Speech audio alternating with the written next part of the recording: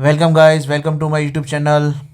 आपने जो अभी क्लिप देखी, उस क्लिप को मैंने इंस्टाग्राम से उठाया है। हमारे शास्त्रों में एक श्लोक आता है, यत्र नार्यस्तु पूजन्ते रमन्ते तत्र देवता। ये जो वाक्य है, ये मनुस्मृति का वाक्य है। इसका हिंदी अनुवाद होता है कि जहाँ नारियों का सम्मान होता है, वहाँ देवता निवास करते हैं। तो इस श्लोक का निंदा करते हुए, इसका अपमान करते हुए, हमारे शास्त्रों का अपमान करते हुए एक भीमवादी कह रहा है कि जब स्त्रियों के साथ बलात्कार, अपमान और शोषण होता है, तब ये सारे देवता कहाँ चले जाते हैं। भारत के अंदर और विश्व के अंदर स्त्रियों के साथ होने वाली ये दुर्घटनाएं एक बहुत बड़ी समस्या है।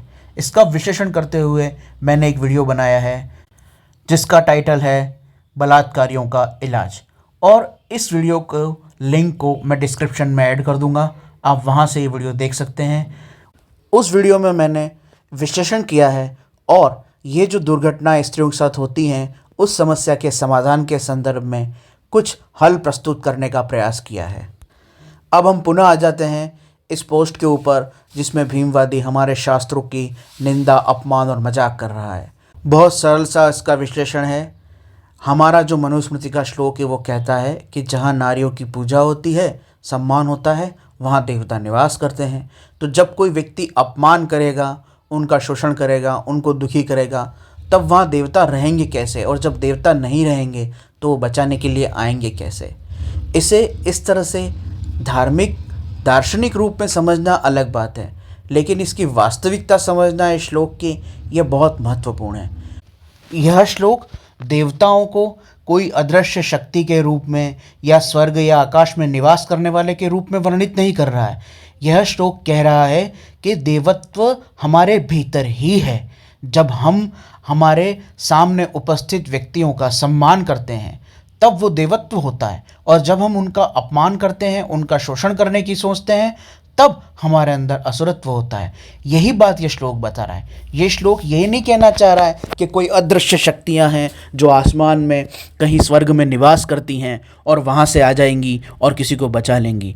ये श्लोक कह रहा है कि जब पुरुष स्त्री को अपने समान देखता है, जब पुरुष स्त्री को सम्मान देता है और उसके प्रति उपभोग की भावना नहीं रखता है, तब वो स्वतः ही देवत्व से युक्त होता है। और जब उसके मन में नीच काम वासना के विचार आते हैं, जब वो स्त्री को शोषण करने की वस्तु की तरह देखता है, जब वो स्त्री को भोग करने की वस्तु की तरह देखता है, अपने से कमतर मानता है, तब उसके अंदर स्वतः ही देवत्व के विपरीत असुरत्व और दुष्ट भावनाएं प्रकट हो जाती हैं और वह स्वयं ही दुष्ट बन जाता है। इसका अर्थ ये है कि जो देवता जैसे मनुष्य होते हैं, वही स्त्रियों का सम्मान करते हैं। और जब किसी पुरुष के मन में स्त्री के प्रति काम भाव आ जाता है, उसके प्रति उपभोग की भावना आ जाती है, तो देव तत्व उसके शरीर में विद्यमान ही नहीं रहता। वो मनुष्य तत्काल ही राक्षस, पशु, असुर, नीच बन जाता है। अतः भीमवादी जो यहाँ पर कहने का प्रयास कर रहा है कि जब नारी का शोषण होता है तब देवता कहाँ जाते हैं, तो उसका बहुत सरल सा जवाब है। शास्त्र कह रहा है कि जब आप स्त्री का सम्मान करोगे तो वहाँ देवता होंगे। जिस क्षण आपने इस श्लोक का अपमान किया, मजाक बनाया और इसको झूठ मान लिया, इसको कपोल कल्पना मान लिया, तब आपने अप्रत्यक्ष रूप से ये मान लिया कि देवी देवता जैसी कोई चीज़ होती ही नहीं है। यह सब अंधविश्वास है, कपोल कल्पना है, पाखंड है, पोंगा पंडितवाद है। आपने इसको दृढ़ मान लिया और फिर इस श्लोक को आपने मजाक बना दिया।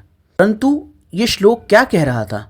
ये श्लोक ये कह रहा था कि आप जब स्त्रियों का सम्मान करते हो तो आप स्वयं ही देव स्वरूप हो जाते हो, अर्थात वहाँ देवता निवास करते हैं।